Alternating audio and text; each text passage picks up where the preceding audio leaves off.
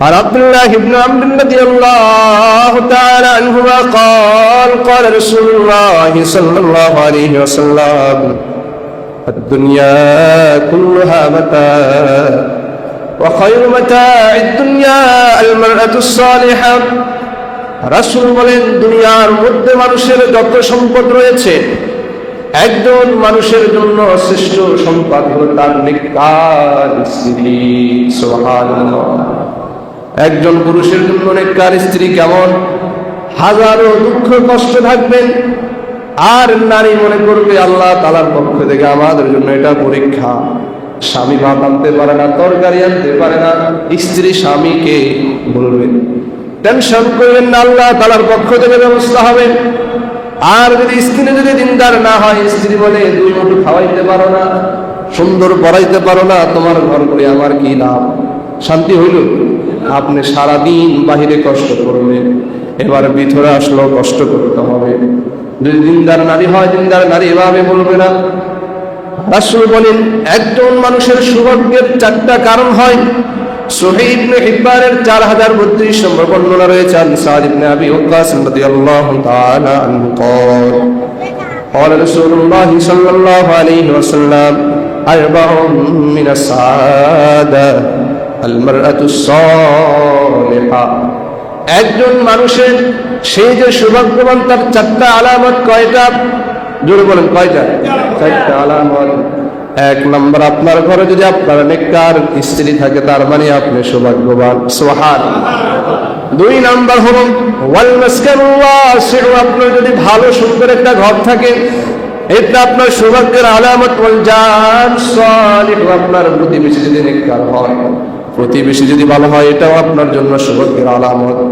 ওয়াল মারকাবুল হানি, একটি ভালো আরোহণের জন্তু যদি থাকে, একটা ভালো গাড়ি যদি থাকে, এই চারটা বস্তু যার থাকবে, সে হলো দুনিয়ার মধ্যে শ্রেষ্ঠ সৌভাগ্যবান। সুবহানাল্লাহ। আমরা বলি বাড়ি গাড়ি নারী, বলি না? সব দুনিয়ার আছে কি আর বাড়ি গাড়ি নারী? সব কিছু কিন্তু নেককার হতে হবে। সাথে একটা বাড়লো কি, মানে আপনি কোথাও বাড়ি করবেন, পার্শ্ববর্তী যারা আছে এরা ভালো কিনা এটা দেখতে হবে।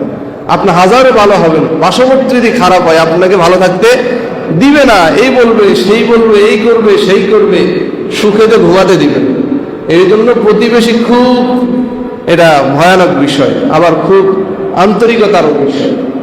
এই জন্য এই চারটা বিষয় যার থাকবে, নেককার নারী, ভালো গাড়ি, ভালো বাড়ি, ভালো প্রতিবেশী, সে হলো সৌভাগ্যবান। সুবহানাল্লাহ। রাসূলের কথার সাথে মিল আছে কিনা? জোরে বলেন না। রাসূলের প্রত্যেকটা কথার সাথে মিল আছে। তাহলে আমাদের সর্বপ্রথম নেককার সন্তানের জন্য ভালো মা ঘরে আনতে হবে। তারপর আনবেন, বলবেন যে ভালো মা আসার পর সন্তান আমারই কেন মানে না? না, নিশ্চয় আপনার স্ত্রীতে সমস্যা আছে, বা স্ত্রী ঠিক থাকলে অন্য হক আপনি আদায় করেন, যার কারণে সন্তান আপনাকে মানে না। দ্বিতীয় বিষয় হলো সন্তান, নেককার সন্তানের জন্য দোয়া করতে হবে। যেই ছেলে আপনার সেবা যত্ন করবে, সন্তানের জন্য সবচেয়ে বড় হক হলো সন্তানের জন্য দোয়া করা। কি করা? দোয়া করা। এগুলো হকের আগে মুকদ্দম, এগুলো করতেই হবে আপনাকে। বিবাহ করবেন বা বিবাহের আগ থেকে, বিবাহের পর থেকে, আল্লাহ আমাকে একটা নেক সন্তান দান করো, আমাকে একটা নেক সন্তান দান করো। জাকারিয়া আলাইহিস সালাতু ওয়াস সালাম দোয়া করতেন। সূরা আলে ইমরান 38 নম্বর আয়াতের মধ্যে আসছে, রব্বি হাবলি মিন লাদুনকা যুররিয়াতান তাইয়্যিবাহ ইন্নাকা সামিউদ দুআ। ও আমার রব, আমাকে আপনি একজন নেককার সন্তান, উত্তম সন্তান দান করুন। ইন্নাকা সামিউদ দুআ, নিশ্চয় আপনি তো আমি যে দোয়া করছি এই দোয়াটা শুনছেন। সূরা ফুসসিলাতের মধ্যে রয়েছে, মহান আল্লাহ তাআলা বলেন, ইব্রাহিম আলাইহিস সালাতু ওয়াস সালাম নেককার সন্তানের জন্য সব সময় দোয়া করতেন, রব্বি হাবলি মিনাস সালিহিন। ও আমার রব, আমাকে একজন নেককার ভালো ভদ্র সন্তান দান করুন। এবার বলেন, আমরা যারা, আমাদের যারা সন্তান পৃথিবীতে আসছে, সন্তান পৃথিবীতে আসার আগে এই দোয়াগুলো আমরা কয়জন করছি? হয়তো এখানে আলেম একজন দুজন, এরা ছাড়া অন্য কারা পড়ছে না? আমরা দেখান তো হাতটা, হুজুর আমি এভাবে দোয়া করছি, রব্বি হাবিলি মিনাস সালিহিন। আমার সাথে শিখেন, বলেন রব্বি হাবিলি মিনাস সালিহিন, মিনাস সালিহিন, রব্বি হাবিলি মিনাস সালিহিন। এই দোয়াটা বেশি বেশি পড়বেন। সন্তান হয়ে গেল, আল্লাহ তাকে নেককার বানিয়ে দেন, তাকে নেককার বানিয়ে দেন। নেককার সন্তানের জন্য সূরা ফুরকানের ৭৪ নম্বর আয়াতের মধ্যে এসেছে নেককার স্ত্রীর জন্য দোয়া করা। রব্বানা হাব লানা মিন আজওয়াজিনা ওয়া যুররিয়াতিনা কুররাতা আয়ুনিন ওয়াজআলনা লিল মুত্তাকিনা ইমামা। আল্লাহ তাআলা বলেন, ও আমার বান্দারা, তোমরা আমার কাছে চাও, কি চাও আমাদের রব? হাব লানা মিন আজওয়াজিনা, আমাদেরকে উত্তম সঙ্গিনী দান করেন, ওয়া যুররিয়াতিনা, উত্তম সন্তান দান করেন, কুররাতা আয়ুন, যারা আমার চক্ষু শীতল হবে, ওয়াজআলনা লিল মুত্তাকিনা ইমামা, এবং মুত্তাকিদের ইমাম হবে, মুত্তাকিদের নেতা হবে, এমন স্ত্রী এমন সন্তান আমাদেরকে দান করেন। আমরা কি দোয়া করি? দোয়া করি। এর দোয়াটা হলো সন্তানের প্রথম হক। আল্লাহ আমাদেরকে দোয়া করা সেই তৌফিক দান করুন। সন্তান যখন হবে, সন্তান হওয়ার সাথে সাথে সন্তানের গুরুত্বপূর্ণ একটা ইবাদত হলো সন্তানের কানে আযান দেওয়া। সন্তানের কানে কি দেওয়া? আযান দেওয়া। আবু দাউদ শরীফের 5115 নম্বর হাদিসের মধ্যে রয়েছে, عن عبيد الله بن رافع عن أبيه أن النبي صلى الله عليه وسلم عن عبيد الله بن رافع عن أبيه قال رأيت رسول الله صلى الله عليه وسلم أذن في أذن الحسن بن علي حين ولدته فاطمة بالصلاة। উবাইদুল্লাহ ইবনে রাফি থেকে বর্ণিত, তিনি তার বাবা থেকে বর্ণনা করেন, আমি রাসূল সাল্লাল্লাহু আলাইহি ওয়াসাল্লামকে দেখেছি যখন ফাতিমা রাদিয়াল্লাহু তাআলা আনহা, আলী রাদিয়াল্লাহু তাআলা আনহুর সন্তান হাসান পৃথিবীতে ভূমিষ্ঠ হয়েছেন। আদানা ফি উযুনিল হাসান ইবনে আলী হিনা ওয়ালাদাতহু ফাতিমা বিস-সালাত, তিনি তার নাতি হাসানের কানে নিজেই আযান দিয়েছেন। বলেন সুবহানাল্লাহ। তাহলে সন্তান জন্মগ্রহণ করার পরে, সন্তানকে পায় পরিষ্কার করার পরে সন্তানের প্রথম হক কি? জোরে বলেন, আযান দেওয়া। হিনা ওয়ালাদাতহু ফাতিমা বিস-সালাত, কেমন আযান? সালাতে যে আযান দেওয়া হয় ওই আযানটাই দিতে হবে। অনেকে মনে করেন হাইয়া আলাস সালাহ, হাইয়া আলাস সালাহ, হাইয়া আলাল ফালাহ, হাইয়া আলাল ফালাহ বলা লাগবে না। না না, এটাও বলতে হবে। সন্তান যখন জন্মগ্রহণ করে সন্তানের সর্বপ্রথম কর্মে হয়ে পৌঁছিয়ে দিতে হবে আল্লাহু আকবার, আল্লাহু আকবার। দুনিয়ার মধ্যে যা কিছু রয়েছে সব কিছু চাইতে বড় কে? আল্লাহ।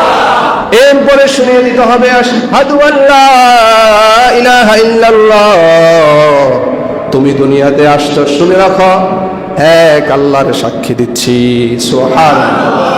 আশহাদু আন্না মুহাম্মাদুর রাসূলুল্লাহ, তুমি দুনিয়াতে আসছো, শুনে রাখো আমার তোমার শেষ নবী হলো রাসূল কারীম সাল্লাল্লাহু আলাইহি ওয়াসাল্লামের প্রেরিত রাসূল মুহাম্মদ সাল্লাল্লাহু আলাইহি ওয়াসাল্লাম। এরপর হাইয়া আলাস সালাহ, হাইয়া আলাস সালাহ শুনিয়ে দেওয়া হয়। কেন শুনিয়ে দেওয়া হয়? একজন মানুষ পৃথিবীতে আসার পরে তার শ্রেষ্ঠ কাজ হলো নামাজ প্রতিষ্ঠিত করা, নামাজ পড়া, নামাজের দাওয়াত দেওয়া। এই জন্য একজন ভূমিষ্ঠ সন্তানকে জন্মের পরে পরে সালাতের দাওয়াত দিয়ে দেওয়া হয়। এরপরে বলা হয় হাইয়া আলাল ফালাহ, হাইয়া আলাল ফালাহ, দুনিয়াতে আসছো কল্যাণের কাজ করবা, অকল্যাণমূলক কোনো কাজ করতে পারবে না। হাইয়া আলাল ফালাহ মানে কি? আসো কল্যাণের দিকে, আসো কল্যাণের দিকে। পৃথিবীতে আসছো কল্যাণময় কাজ করবে। মদ, গাঁজা, ইয়াবা, চাঁদা, সুদ, ডাকাতি, বাটপারি এগুলা করতে পারবে না। ভালো কাজের জন্য তোমাকে দাওয়াত দেওয়া হচ্ছে। এরপর আল্লাহু আকবার, আল্লাহু আকবার। এই শুনে রাখো, আবার বলছি, আল্লাহ সবচেয়ে বড়, আল্লাহ সবার চেয়ে বড়। লা ইলাহা ইল্লাল্লাহ, আল্লাহ ছাড়া ইবাদতের কোনো উপাস্য নেই। আছে? আল্লাহ ছাড়া কোনো হুকুমদাতা আছে? আল্লাহ ছাড়া কোনো মাবুদ আছে? আমরা আল্লাহর হুকুম পালন করব, আল্লাহর ইবাদত করব, আল্লাহর জমিনে আল্লাহর হুকুম প্রতিষ্ঠিত করুন। এটা হলো আজানের মূল। অর্থাৎ একটা সন্তান জন্মগ্রহণ করলেই তার কর্ণকুহে মহান আল্লাহ তাআলার বরত্ব, মুহাম্মদ আল্লাহর রাসূল, এই সংবাদগুলো পৌঁছিয়ে দেবে। শুআবুল ঈমান লিল বাইহাকির মধ্যে রয়েছে, শুআবুল ঈমান লিল বাইহাকির 8620 নম্বর হাদিস। عن ابن عباس رضي الله تعالى عنه قال قال رسول الله صلى الله عليه وسلم أذن في أذن الحسن بن علي يوم ولد فأذنت في أذنه اليمنى وأقام في أذنه اليسرى। যখন হাসান রাদিয়াল্লাহু তাআলা আনহু জন্মগ্রহণ করেছেন, রাসূল তার ডান কানে আযান দিয়েছেন, وأقام في أذنه اليسرى, আর বাম কানে ইকামত দিয়েছেন। বাম কানে কি দিয়েছেন? ইকামত দিয়েছেন। এখন আজান ইকামত দিবেন কিভাবে? সামনে রাখি এইভাবে কানে হাত দিয়ে জোরে আজান দিয়ে দিবেন নাকি? আস্তে আস্তে আজানটা দিয়ে দিবেন, তার কানে আওয়াজটা শুনলে কি চলে। অনেকে আবার প্রশ্ন করেন, হুজুর কন্যা সন্তান জন্মগ্রহণ করলে তাদের কানে আজান দিতে হবে কি হবে না? কন্যা সন্তান যেহেতু উম্মত, কন্যা সন্তান যেহেতু আল্লাহ তাআলার বান্দি, তার কানেও আজান দিতে হবে, তার কানেও আজান দিতে হবে। এখন যদি কোনো পুরুষ না থাকে, কোনো হুজুর না থাকে, হুজুর থাকলে তো নূরুন আলা নূর, বাবা থাকলে নূরুন আলা নূর, দাদা থাকলে নূরুন আলা নূর, তারা কানে আজান দিয়ে দিবে।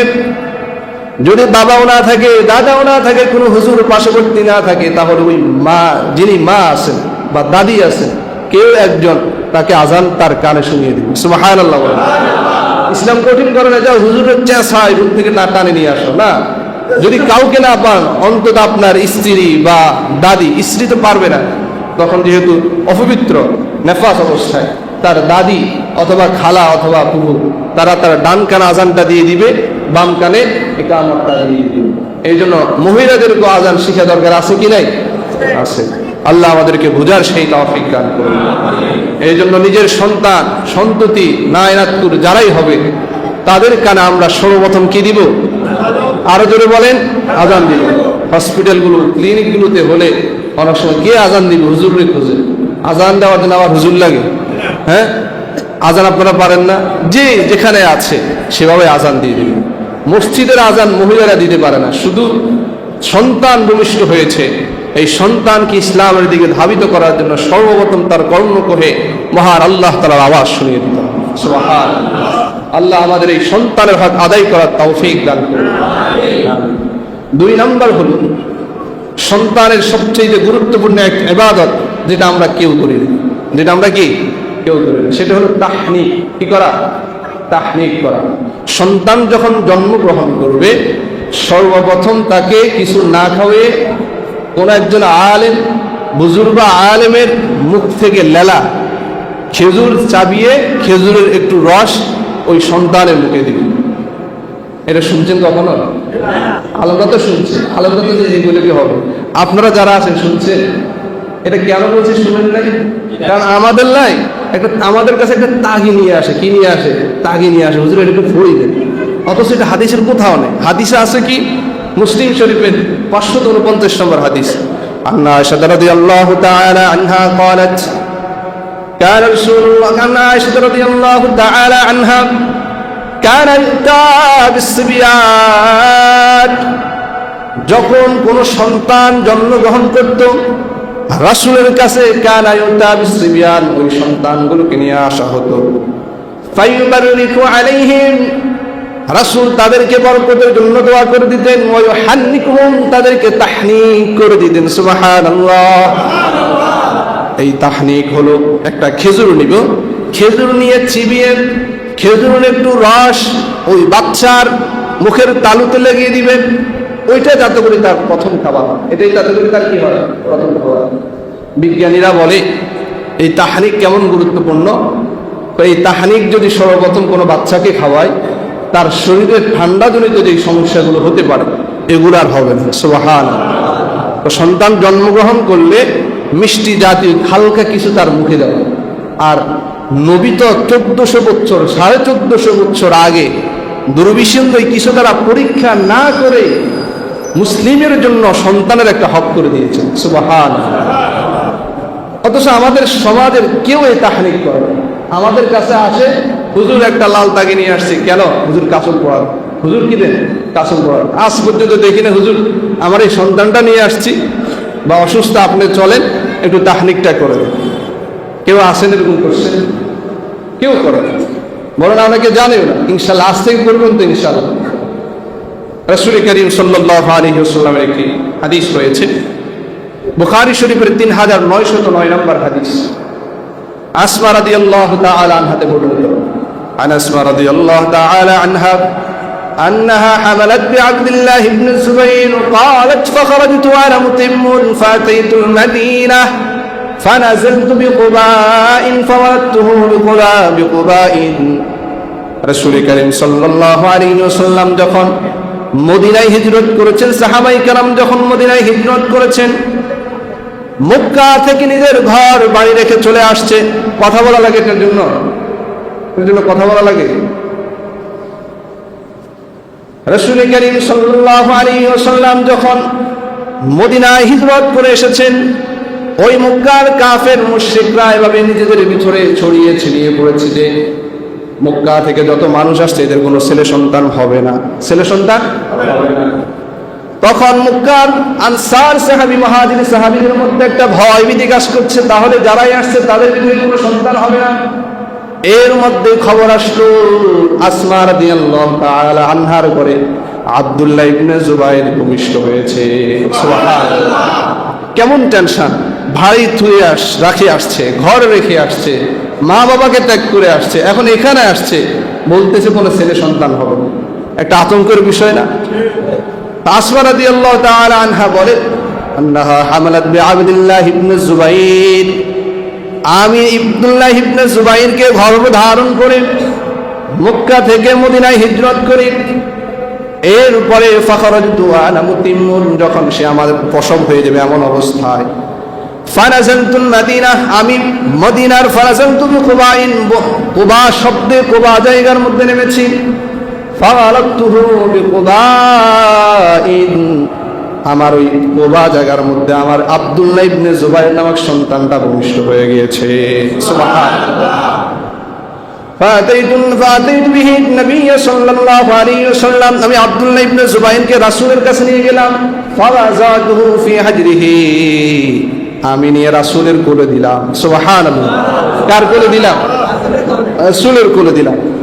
রাসূলের কোলে দেওয়ার পরে সুন্নাহ দাআবি তামরাতিন, রাসূল একটা খেজুর নিলেন। ফামাযাওয়াহা, ওই খেজুরটাকে ভালো করে চর্বণ করলেন, চাবিয়ে নিলেন। তুম্মা তাফালা ফি, ওই খেজুরের যে রস আছে রাসূল নিজের মুখের থুতুটা ওই সন্তানের মুখে দিয়ে দিয়েছে। ওই সন্তানের সুম্মা আউওয়ালা দাখালাত, সর্বপ্রথম জাওফাহু রিহু রাসূলিল্লাহ সাল্লাল্লাহু আলাইহি ওয়াসাল্লাম, পৃথিবীর কোন পানি যাওয়ার আগে, দুধ যাওয়ার আগে রাসূলের থুতু মোবারক ওই সন্তানের পেটে চলে গিয়েছে। সুবহানাল্লাহ! ওই সন্তান আব্দুল্লাহ ইবনে জুবাইর শেষে মুজাহিদ, বড় হাদিসের মুহাদ্দিস হয়ে গেছেন। সুবহানাল্লাহ! ফাকানা আউয়ালু মাউলুদিন ফিল ইসলাম, মুসলিমরা হিজরত করার পর আব্দুল্লাহ ইবনে জুবাইর ছিলেন সর্বপ্রথম সন্তান। এই হাদিসটা বলার উদ্দেশ্য হলো তিনি ওই আব্দুল্লাহ ইবনে জুবাইরকে দিয়েছেন এই জন্য যাতে করে তাহনিক করে, যাতে করে খেজুর চাপিয়ে, খেজুর না থাকলে মধু হোক, যে কোনো মিষ্টান্ন জাতীয় কোনো বিষয় মুখ থেকে একটু থুতু লেলা তার মুখে দেওয়া। আশপাশের আপনার মুহিব্বিন যদি বুজুর্গ ওলামায়ে কেরাম যে কোনো কারো কাছ থেকে নিজের সন্তানের জন্য তাহনিক, এটার নাম কি? তাহনিক। বলেন বলেন তাহনিক।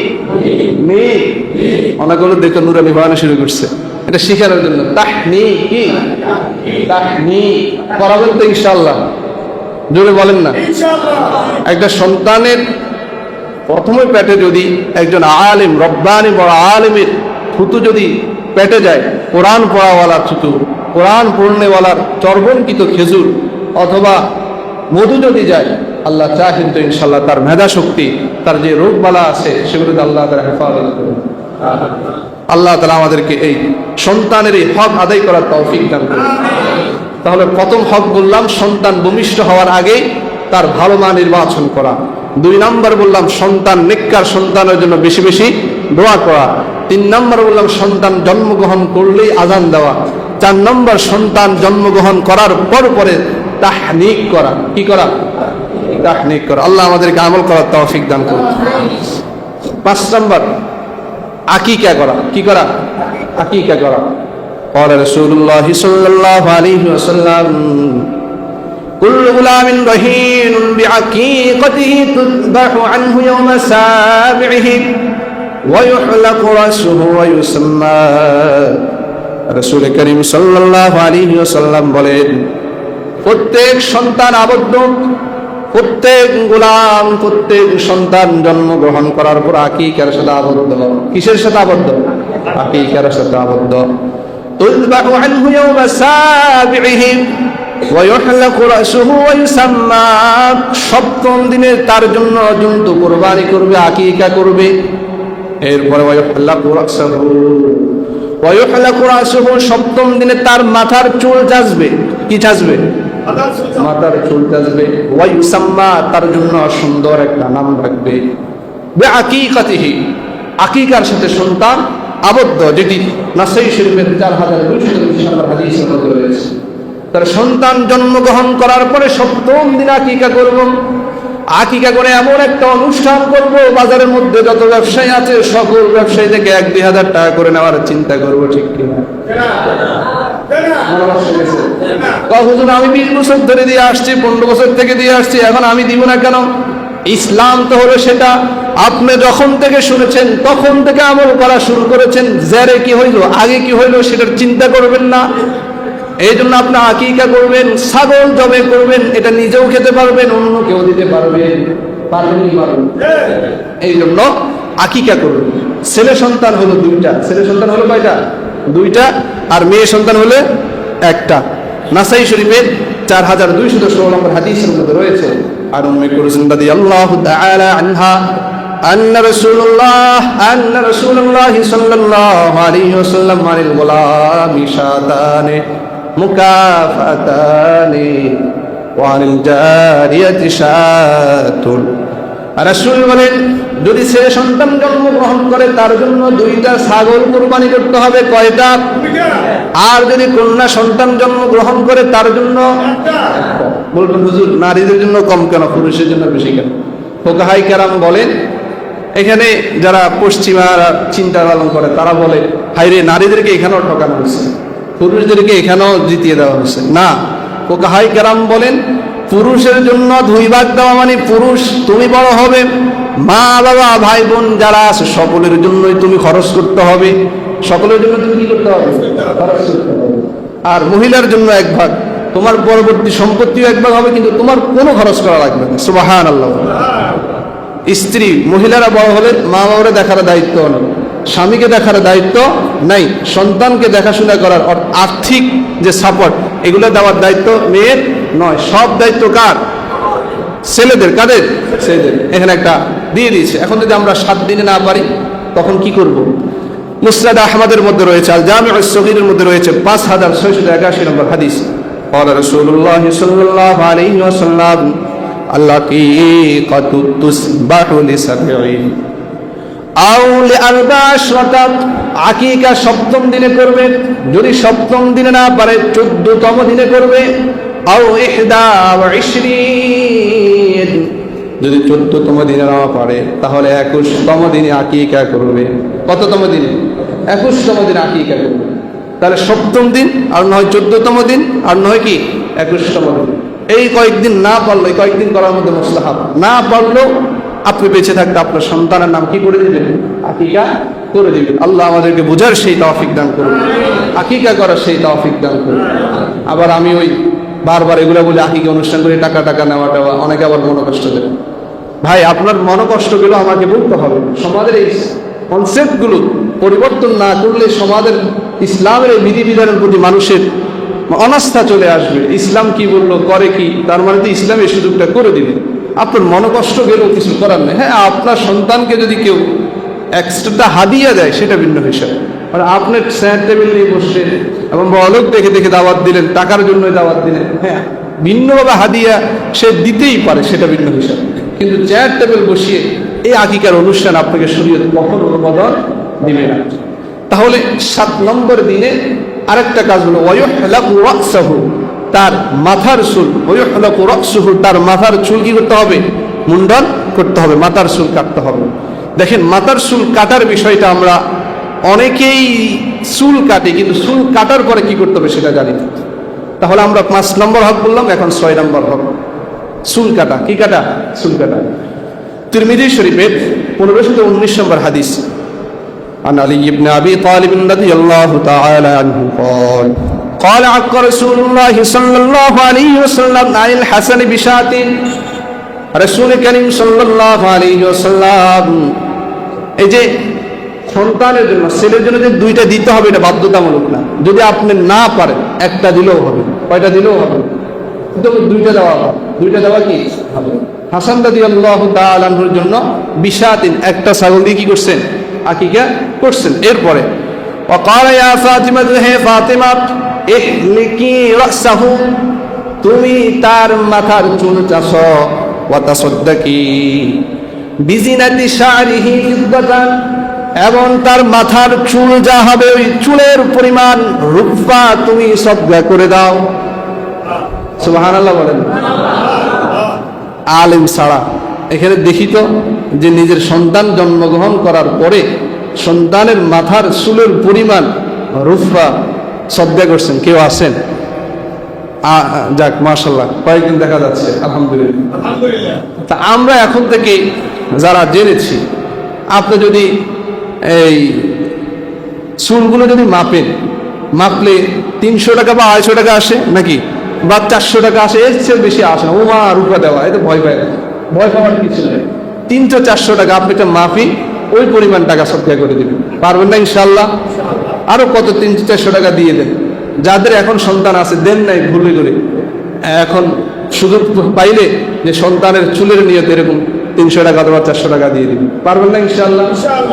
তাহলে সন্তান ভূমিষ্ঠ হওয়ার পরে 7ম দিন আকিকা করা।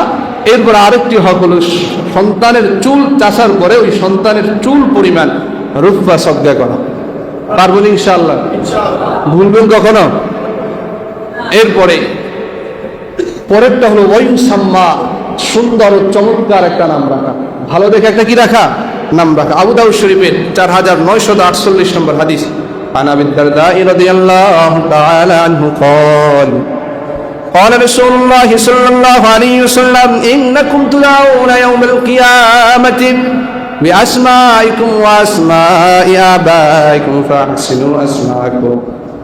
রাসূল বলেন, কিয়ামতের ময়দানে তোমাদেরকে তোমাদের নাম এবং তোমাদের বাবার নাম নিয়ে ডাকা হবে। অতএব ফাহসিনু আসমাআকুম, তোমরা তোমাদের সন্তানের সুন্দর সুন্দর নাম রাখো।